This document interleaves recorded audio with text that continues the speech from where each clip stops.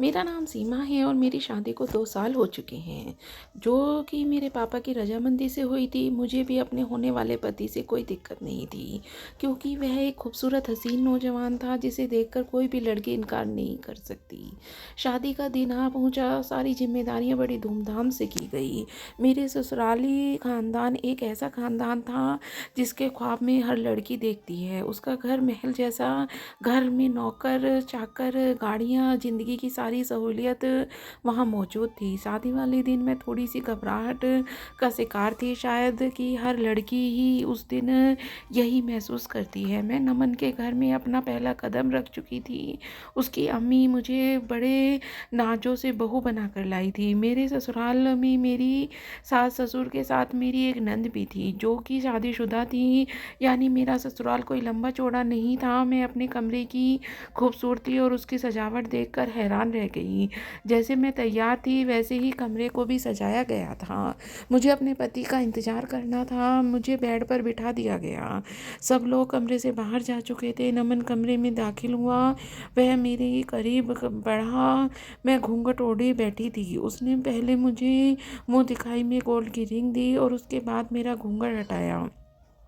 पहले वो मुझे गौर से देखता रहा, मगर उस नज़रों में कुछ अजीब सा था, कुछ ऐसा जो मुझे बेचैन कर रहा था। चंद मिनट बाद ही उसने कहा, सीमा, तुम मुझसे ज़्यादा से ज़्यादा सुंदर नहीं हो। आप ऐसा क्यों कह रहे हो? कहने लगा, मुझे तुम में कोई दिलचस्पी नहीं। मुझसे किसी किस्म की मोहब्बत की उम्मीद मत रखना। मैं हैरान रह गई। फिर अपने उसने एकदम से मेरा दुपट्टा उतारा और अपने सर पे ऊपर ओढ़ ली। यह देखो, मैं इस दुपट्टे में तुमसे ज़्यादा हसीन लग रहा हूँ। मगर मुझ में उसे देखने की हिम्मत कहाँ थी। मैं दोबारा मेरे करीब आ गया और कहा, एक बात, इस कमरे से बाहर नहीं जानी चाहिए, वरना तुम जानती हो कि मैं तुम्हारे साथ क्या कर सकता हूँ। इसीलिए बेहतर होगा कि इस राज को मैं अपने सीने में हमेशा के लिए दफन कर दो। मेरे माँ बाप की अपनी माँ बाप की तरह सेवा करना। मेरे मामले में दखल अंदाजी करने की कोशिश मत करना। तुम्हें इस घर में किसी चीज़ की कमी महसूस नहीं होगी। उसकी बातें सुनकर मेरी आंखों में आंसू से भर गई, मगर मेरी जुबान पर चुप का ताला लगा लिया। वो मुझसे पूछते हुए मेरे पास से उठ गया कि तुम्हारे लाल लिपस्टिक कहाँ है। मैंने इशारे करने पर वह दराज में लाल लिपस्टिक निकाल कर लगाने लगा। मैं बेजमान कदमों के साथ उठी और ड्रेसिंग रूम में जाकर कपड़े बदलने लगी। मैं वापस आकर लेट गई। मेरे लेटते ही नमन ने कहा, यह तुम्हारा बेड नहीं है, क्योंकि मैं किसी औरत के यहाँ बर्दाश्त नहीं कर सकता। मैंने तकिया उठाया और सोफे पर जाकर बैठ गई, मगर वह रात जैसे पहाड़ जैसी थी। मैं एक नामर्द इंसान की बीवी थी। यह ख्याल आते ही मुझे कुछ होने लगता। मैंने देखते ही देखते वह औरत की तरह तैयार हुआ, अपना रेशमी कपड़ा पहना, साथ ही मेरा लाल दुपट्टा ओढ़ लिया और बेड पर लेट गया। थोड़ी ही देर बाद जब मैंने देखा तो वह सो चुका था। मेरी रात आंखों में कट गई, नींद आने नहीं लगी। कुछ देर बाद सुबह हो गई। इतने में नमन जाग गया। जागते ही उसने मुझसे पहला सवाल यही किया कि तुमने मेरे कपड़े नहीं निकाले। उसे कोई ख्याल नहीं था कि मैं उसकी नई नवेली दुल्हन हूँ। खैर, मैं फ़ौरन उठी और अलमारी से उसके कपड़े देखने लगी और कपड़े देने लगी। उसने एक सवाल किया, आज तो हमारा रिसेप्शन में बैठना है। उसने कहा, मेरी ऑफिस में शादी की ज़्यादा ज़रूरी काम है। अंदाज़ा मुझे सवाल जवाब मत करना। मेरी चीज़ें मुझसे हमेशा वक्त पर चाहिए। फिर वह ऑफिस चला गया और शाम को रिसेप्शन के लिए मुझे तैयार करवाया गया, मगर मेरे दिल में किसी भी बनाव श्रृंगार में दिलचस्पी नहीं थी। जब मुझे स्टेज पर बिठाया गया तो वहाँ पहले से ही मौजूद था। बड़े प्यार से उसने मेरा हाथ थामकर मुझे अपने साथ बिठाया, जो कि मेरे लिए बड़े हैरत की बात थी। लोगों का भीड़ लगा हुआ था। सब लोग आकर बारी बारी मिल रहे थे। उसके दोस्त, रिश्तेदार और तकरीबन सभी से मुलाकात हुई। थोड़ी देर बाद एक अजनबी चेहरा नमन के पास आया और उसे गले लगाया, साथ ही मुझे भी प्रणाम किया। नमन ने मुझे बताया कि यह उसका दोस्त है। उसने शादी का तोहफा मेरे हाथ में दिया और नमन से नज़रें बचाते हुए धीमी आवाज़ में कह दिया, भाभी, यह तोहफा अकेले में बैठ कर देखिएगा। मुझे यह सब अजीब सा लग रहा था। नमन ने बाकी सारे दोस्तों ने तोहफे नमन के हाथ में थमाए थे। खैर पार्टी ख़त्म हुई, सब लोग अपने घर के चले गए, हम भी वापस घर आ गए। पिछले रात की तरह यह रात भी गुजर गई, मगर मुझे एक चीज़ का अंदाज़ा हो गया था कि मेरा पति दुनिया के सामने उसका रूप बहुत अलग होता है और बंद कमरे में उसका रूप अलग होता है। फिर ज़िंदगी एक रूटीन से चलती गई। वो सुबह ऑफिस चला जाता, मेरा सारा वक्त उसकी माँ के साथ गुजरता। कोई नहीं जानता था कि हम दोनों के बीच क्या चल रहा है। अचानक दरवाजे पर घंटी बजी। नौकर ने बताया नमन साहब का कोई दोस्त और उसकी माँ आई हैं। जब वह अंदर आया तो मुझे वह चेहरा जाना पहचाना लगा। दिमाग पर जोर डालने से मालूम हुआ कि वही शख्स है जिसने मुझे हाथ में वह तोहफा दिया था। खैर गपशप हो रही थी। बातों के दौरान मालूम हुआ कि उसका नाम सौरभ है। मेरी सास ने उसके लिए बहुत अच्छा खाना बनवाया। खाना खाते वक्त नमन भी आ गया। मुझे लगा था जैसे सौरभ एकदम ही मेरी तरफ देख रहा है। खाने के बाद मेहमान घर को रवाना हो गए, मगर जाते मुझे नमन ने अपने घर दावत पर आने को कहकर गए। जिस दिन सौरभ के घर दावत पर जाना था उससे एक रात पहले नमन ने मुझसे पूछा कि तुम कल कौन सा जोड़ा पहनने होगी। मैंने उसे बताया कि यह वाला पहनना है। उसने मेरे हाथ से वह जोड़ा ले लिया और कहा तुम यह नहीं पहनोगी। मैंने ज़बरदस्ती उससे जोड़ा लेने की कोशिश की तो उसने मेरा हाथ खींच लिया। साथ ही साथ मेरे मुंह पर थप्पड़ मार दिया और कहा मेरे आके जुबान और बदतमीजी करने वालों के साथ यही सुलूक करता हूँ। उस रात मैं बहुत रोई थी। अगले दिन दोपहर के वक्त मैं और नमन तैयार होकर कमरे से बाहर निकले तो नमन ने मेरे हाथ थाम लिया और मुझे मेरी सास के पास ले गया। उसने हम दोनों की खूबसूरती को सहारा और कहा भगवान तुम दोनों को सलामत और खुश रखे, बस अब मुझे जल्दी से दादी बना दो। उसकी इस बात पर मेरा दिल परेशान हो गया। परेशान फिर हम गाड़ी में बैठ गए। गाड़ी में बैठते ही नमन ने नया हुक्म दिया, मेरी माँ हर बात का जवाब खुश होकर दिया करो, अगर वह कोई गलत बात भी करे तो तुम मुस्कुरा दिया करो। अब तो मुझे नमन से डर आने लगा था। सारा सफ़र यूं ही खामोशी से कट गया। सौरभ के घर पहुंचते तो उसकी माँ वह गेट पर इंतजार कर रहे थे। हम दोनों अपने चेहरे पर नकली मुस्कुराहट सजाई सबसे मिली और फिर उसके पास बैठ गए। सौरभ और नमन आपस में बातें करने लगे और मैं सौरभ की माँ के पास बैठ गई। खाने की मेज पर सौरभ की नज़रें मुझ पर ही थी, जो कि मुझे बड़े अजीब बेचैन कर रही थी, मगर मैंने उसे नज़रअंदाज कर दिया। एक बार बहाने से उसने मुझे बात करने की कोशिश भी की, जिसका मैंने सरसरी सा जवाब दिया। दावत ख़त्म हुई तो हम दोनों घर आ गए। अगले रोज़ मैंने सास से मुझे कहा चलो कुछ खरीदारी करने चलते हैं। मैं उसके साथ चल पड़ी, मगर मुझे हल्का हल्का बुखार था। पहले हमने कुछ कपड़े खरीदे, फिर जूतों की दुकान पर गए। जब हम वहाँ से निकल रहे थे तो हमें सौरभ नजर आया। उसने भी हमें देख लिया था, इसीलिए वह हमारी तरफ आ गया और प्रणाम करके हाल पूछने लगा। फिर अचानक उसने मुझे देखा और कहा आपकी तबीयत ठीक नहीं लग रही है। मैंने कहा नहीं मैं ठीक हूँ। खैर इस बातचीत के बाद हम लोग घर आ गए। सौरभ की निगाहें मुझे बेचैन कर रही थी, मगर मेरे जहन में एक ही बात चल रही थी कि जो चीज़ मेरी सास समझ पाई नहीं थी कि मैं उदास हूँ, मेरी तबीयत ख़राब है, यह तो सौरभ एक नज़र में ही समझ गया। खैर मैंने इस ख्याल को दिमाग से झटका और अपने रोज दिन की कामों में लग गई। एक दिन अचानक सास की तबीयत खराब हो गई। घर पर कोई नहीं था। बात नौकरों की बस से बाहर थी। उस वक्त किसी समझदार आदमी की ज़रूरत थी। मैंने कॉल किया, उसने नहीं उठाया। मैंने घर में मौजूद नंबरों वाली डायरी निकाली। उस पर सौरभ का पहले नंबर पर ही नंबर था। मैंने उसे अस्पताल बुलाया, साथ ही सास को लेकर अस्पताल पहुंच गई। सास का ब्लड प्रेशर बहुत हाई था, इसी वजह से उसकी तबीयत खराब हो रही थी। मैं और ये बाहर खड़े थे। मैं रो रही थी। आखिर इस वक्त में वही मेरा सहारा था। सौरभ मेरे पास आया और मुझे तसल्ली दी, लेकिन उसके बात एकदम नरम थे। उसने मुझे चुप कराया तो मेरे आंसू थम गए।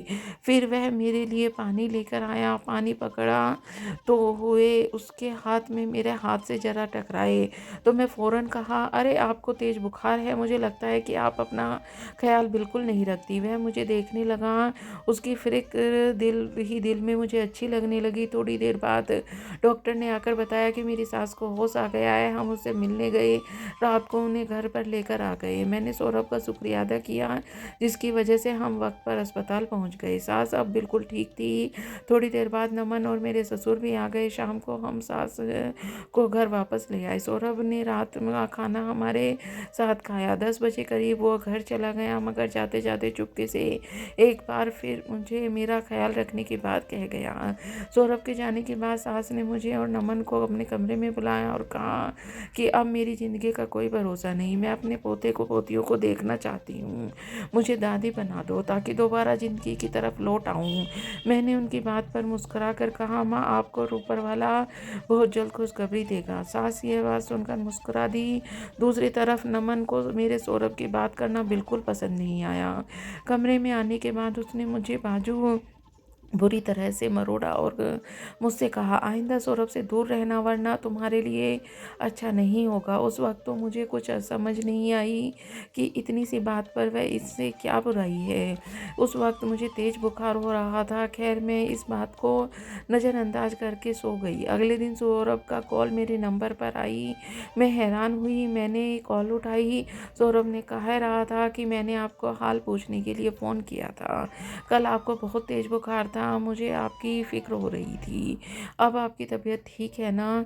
मैं जानबूझकर अनजान बन गई और पूछा, आप मेरे बारे में इतनी फ़िक्रमंद क्यों रहते हैं? उसने बड़ी दिल लगी से जवाब दिया, कुछ बातें राज ही रही तो अच्छा है। खैर, हालचाल पूछने के बाद मैंने फ़ोन रख दिया। 2-3 दिन बाद सौरभ मुझे दोबारा कॉल किया और कहा, आपसे बहुत ज़रूरी बात करनी है। अगर आप मुझसे मिलेंगी तो मैं बात अच्छे से होगी। फिर सौरभ ने मुझे याद दिलाया कि रिसेप्शन वाले दिन उसने मुझे एक गिफ्ट दिया था। मैंने उसे बताया कि वह मैंने अभी तक खोला नहीं है, मगर वह ज़रूर खोल कर देखूंगी। सौरभ एक बार फिर बाहर मिलने को कहा। मैंने भी उसका दिल रखने के लिए हामी भर दी, मगर मेरा कोई इरादा नहीं था कि मैं इस तरह सौरभ से जाकर मिलूं। उस अगले दिन नमन के जाने के बाद मैंने कमरा बंद किया और सौरभ का दिया हुआ गिफ्ट खोल कर देखा। उसमें मेरे लिए बहुत खूबसूरत सी चूड़ियाँ थी और साथ ही एक लेटर भी थी, जिसे पढ़ने के बाद मैं अपने होशो हवास खो बैठी। मेरी आंखों में एकदम आंसू बह निकले।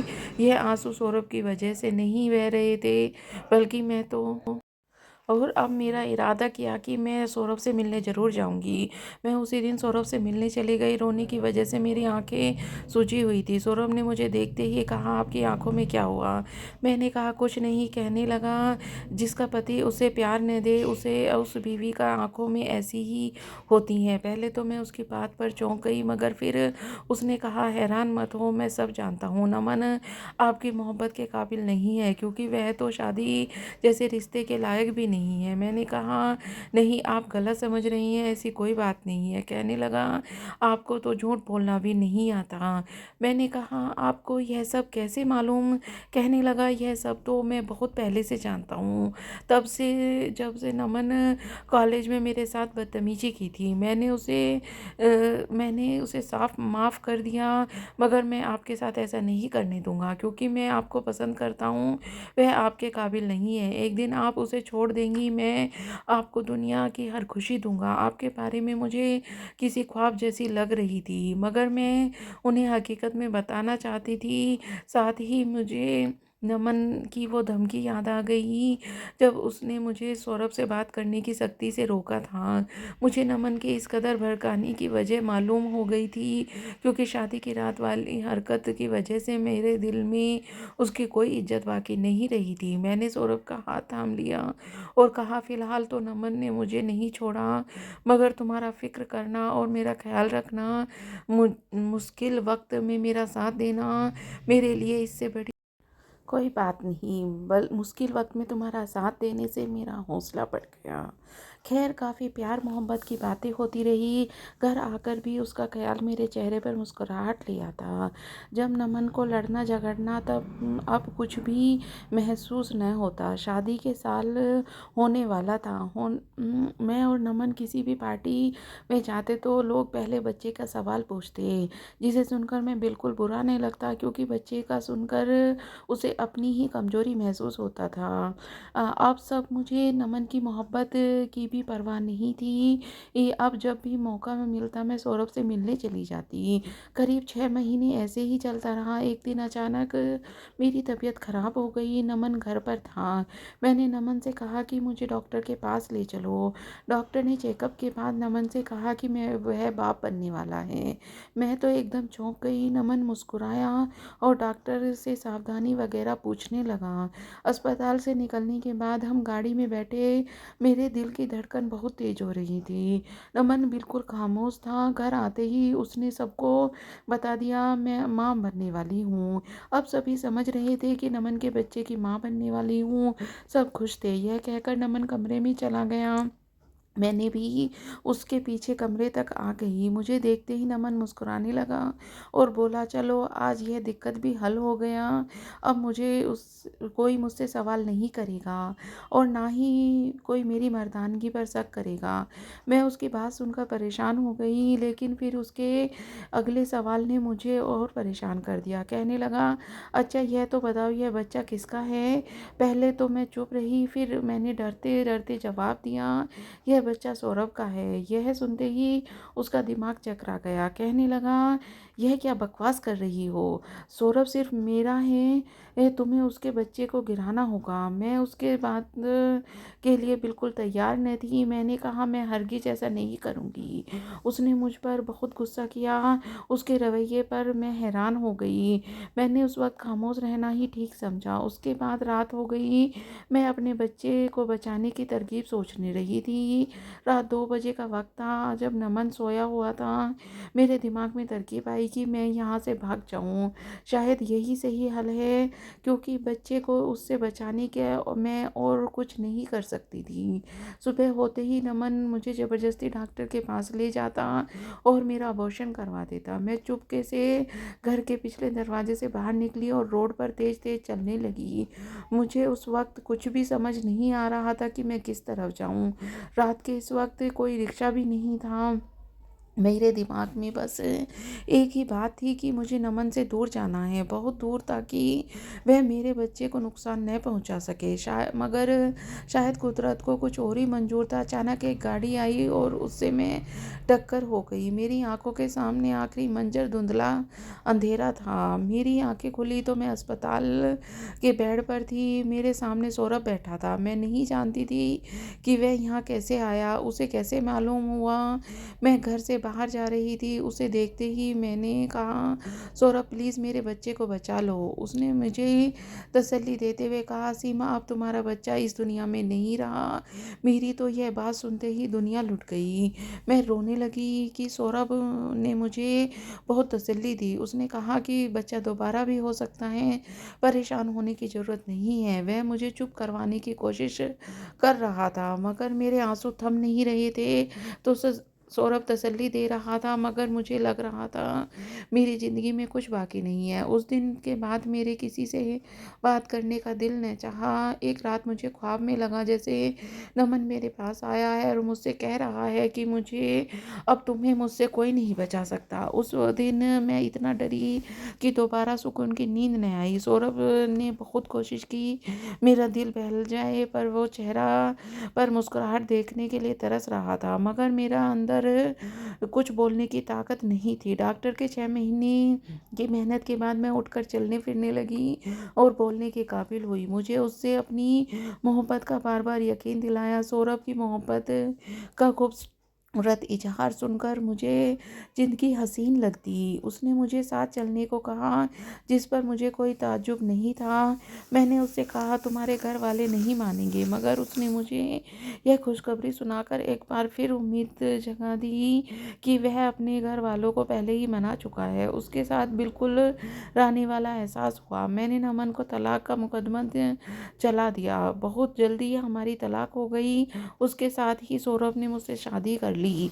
शुरू में सौरभ की माँ का रवैया मेरे साथ जरा भी सख्त था, जिसकी वजह यह थी कि वह मेरी सास की बेहतरीन दोस्त रह चुकी थी। मगर सौरभ की मोहब्बत उस सख्ती से कई गुना बढ़कर थी। धीरे धीरे आंटी ने मुझे पसंद करना शुरू कर दिया। उन्होंने मुझे दिल से स्वीकार कर लिया। अब मैं दोबारा माँ बनने वाली हूँ। आज सौरभ और मैं अपने किए गुनाह की भी ऊपर वाले से माफ़ी मांगते हैं। बेशक माफ़ करने वाला। उन्होंने जो गिफ्ट मुझे दिया था उसमें भी यही लिखा हुआ था कि तुम्हारा पति नमन शादी के लायक नहीं है। अब उसके साथ कभी भी खुश नहीं रह सकोगी। तुम मुझे पहले ही नज़र में बहुत अच्छी लगी हो। मैं चाहता हूँ कि तुम अपने पति को छोड़कर मुझसे शादी कर लो। अगर मैं उस वक्त सौरभ का कहना मान लेती तो हम दोनों का इतना बड़ा गुनाह कभी भी ना होता। हम ऊपर वाले से अपने गुनाह की माफ़ी मांगते हैं। मेरी ज़िंदगी सौरभ के साथ बहुत ही अच्छी गुजर रही है। सौरभ मेरे अपनी जान से ज़्यादा ख्याल रखता है और मुझसे बहुत प्यार करता है। तो दोस्तों, आपको ये कहानी कैसी लगी मुझे एक कमेंट करके ज़रूर बताना। मैं ऐसी ही अच्छी अच्छी कहानियाँ आपके लिए लाती रहूँगी। पूरी कहानी सुनने के लिए आपका बहुत बहुत धन्यवाद।